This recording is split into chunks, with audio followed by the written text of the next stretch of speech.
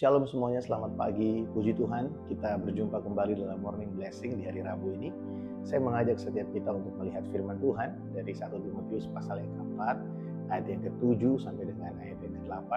Saya akan bacakan bagi setiap kita demikian firman Tuhan. Tetapi jauhilah tahil dan dongeng nenek-nenek tua, latihlah dirimu beribadah. Latihan badani terbatas gunanya, tetapi ibadah itu berguna dalam segala hal karena mengandung janji, baik untuk hidup ini maupun untuk hidup yang akan datang. Ayat 8, saya membaca sekali lagi bagi setiap kita. Latihan badani terbatas gunanya, tetapi ibadah itu berguna dalam segala hal karena mengandung janji, baik untuk hidup ini maupun untuk hidup yang akan datang. Keluargaku, Rasul Paulus memberikan nasihat kepada anaknya, anak rohaninya yaitu Timotius, supaya Timotius melatih dirinya untuk beribadah. Dalam bahasa Inggris digunakan kata godliness atau kesalehan hidup, melatih diri untuk hidup dalam kesalehan. Nah, memang untuk memiliki kesalehan, memiliki hidup yang berkenan kepada Tuhan, memiliki hidup yang suci, itu bukanlah sesuatu yang terjadi dalam sekejap. Saya membaca satu tulisan yang luar biasa dari Pastor Sen Sanjaya yang melayani di satu gereja yang ada di Australia. Ya, tulisannya berbunyi seperti ini ya. Pembenaran itu terjadi satu kali, tapi pengudusan itu terjadi berkali-kali. Apa maksudnya? Maksudnya adalah waktu kita percaya kepada Yesus, kita menerima kebenaran yang sejati di dalam hidup kita. Kita memiliki status yang baru. Kita dari yang orang berdosa, kita menjadi orang benar. Bukan karena kekuatan kita, bukan karena apa yang kita perbuat, tapi karena kita percaya kepada Kristus yang sudah mati dan menebus setiap dosa kita. Kita dibenarkan di hadapan Allah, sehingga waktu kita datang kepada Allah, kita berdoa, kita beribadah, kita diterima kepada Allah. Allah berkenan kepada kita, itu bukan karena kita, tapi karena kita memiliki kebenaran Kristus di dalam kita. Nah, tapi pengudusan itu terjadi berkali-kali. Maksudnya adalah setiap hari Allah memproses hidup kita supaya apa yang sebelumnya tidak kudus menjadi kudus. Misalnya ya, Allah memproses cara bicara kita. Allah bekerja dalam hidup kita, Dia memproses cara kita bertindak, cara kita mengambil keputusan, preferensi-preferensi kita dalam menilai sesuatu. Dulu mungkin kita melihatnya hanya dari sudut pandang dunia saja. Apa yang menguntungkan kita, apa yang enak bagi kita, ya, apa yang cemar, kita nggak peduli itu benar atau tidak, kita lakukan saja, yang penting kita happy, yang penting kita untung gitu ya. Tapi setelah kita kenal Tuhan, Allah bekerja di dalam hidup kita, berkarya dalam hidup kita, Roh Kudus menolong kita supaya yang dulunya tidak kudus menjadi kudus hari ini. Allah menguduskan kita dari satu bagian kepada bagian yang lain. Nah, itu masuk dalam proses kita melatih diri kita untuk hidup dalam kekudusan. Perlu untuk dilatih. Tadi Rasul Paulus menggunakan perbandingan ya. Latihan badani itu terbatas gunanya. Misalnya waktu kita pergi ke gym, kita angkat beban gitu ya. Kita angkat beban. Waktu kita mulai mengangkat hari pertama, hari kedua, itu biasanya akan terasa sakit di bagian-bagian sini ya. Kita latihan kaki misalnya, kaki kita mulai pegel, rasanya nggak enak gitu. Tapi kalau kita berhenti, maka kita nggak akan pernah mendapatkan hasil yang maksimal dari latihan kita. Sebenarnya sakit yang kita alami itu adalah good pain, atau sakit yang merupakan suatu kebaikan.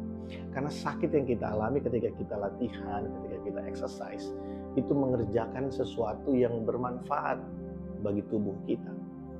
Tetapi firman Tuhan berkata, latihan badani itu terbatas gunanya.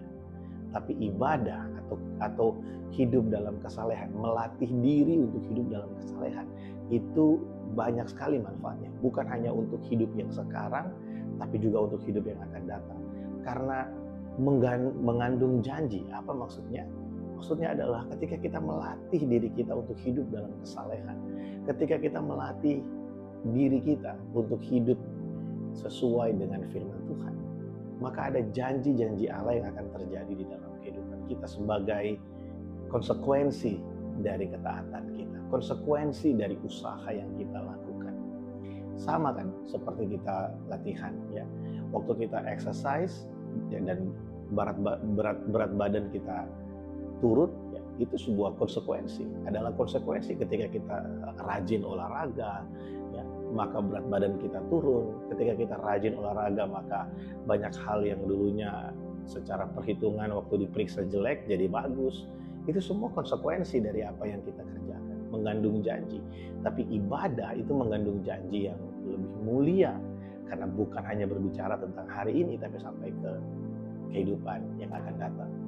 Keluargaku, waktu kita latihan di gym, mungkin ya kita exercise, ketika sakit dan kita berhenti, kita tidak akan mendapat hasil yang maksimal. Sama kita juga ketika melatih diri beribadah. Waktu kita melatih diri misalnya untuk punya kesabaran, dan kemudian kita dibikin emosi sama orang lain, sakit enggak? Sakit. Tapi pertanyaannya, apakah kita mau stop exercise-nya? Apakah kita mau berhenti latihannya? Waktu kita mungkin mau melatih hati kita untuk bisa mengasihi orang-orang yang berbuat jahat, yang mengecewakan kita gitu ya, berbuat jahat dan membuat kita sepertinya terpuruk, sakit hati gitu ya. Apakah kita mau berhenti latihan dan membiarkan sakit itu terus ada? Ya, kalau kita mau seperti itu, kita tidak akan pernah bisa melihat hasil yang maksimal. Tapi biar kita terus melatih diri, waktu kita dikecewakan, waktu kita diperlakukan tidak adil, waktu kita diperlakukan dengan tidak sepantasnya, ya, mari miliki respon yang baik. Melatih diri kita untuk sekalipun kita diperlakukan tidak adil, mari kita tetap melatih diri untuk beribadah, menyerahkan kepada Tuhan, dan biar Tuhan yang bekerja menolong kita supaya kita dapat mengampuni, dan kita juga harus bertindak untuk bisa memberikan pengampunan dan mulai belajar mengasihi. Keluargaku, biarlah kita semua terus belajar dan bertumbuh dalam pengenalan akan Tuhan. Kita semua terus belajar untuk melihat bahwa kasih Allah itu besar, kasih Allah itu mulia, lebih mulia dari segalanya di dalam kehidupan kita. Latihlah diri kita beribadah. Puji Tuhan, mari kita berdoa.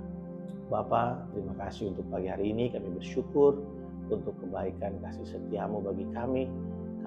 Kami boleh ada sampai hari ini semua karena anugerah-Mu Tuhan.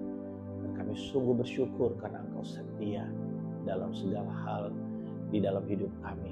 Pagi hari ini aku berdoa, menyerahkan setiap keluargaku dimanapun berada. Kalau pagi hari ini kami akan beraktivitas. Kiranya Tuhan menolong kami, Roh Kudus menolong kami, supaya kami boleh Tuhan melakukan banyak hal yang baik, dan Engkau mempermuliakan nama-Mu melalui hidup kami, melalui pekerjaan kami. Buat anak-anak youth di dalam studi kami hari ini, biarlah Tuhan menolong kami supaya nama-Mu dipermuliakan melalui keberadaan kami Tuhan. Syukur bagi kasih setia-Mu. Dalam nama Tuhan Yesus kami berdoa. Amin. Puji Tuhan, keluargaku, selamat beraktivitas. Tuhan Yesus memberkati setiap kita. Shalom.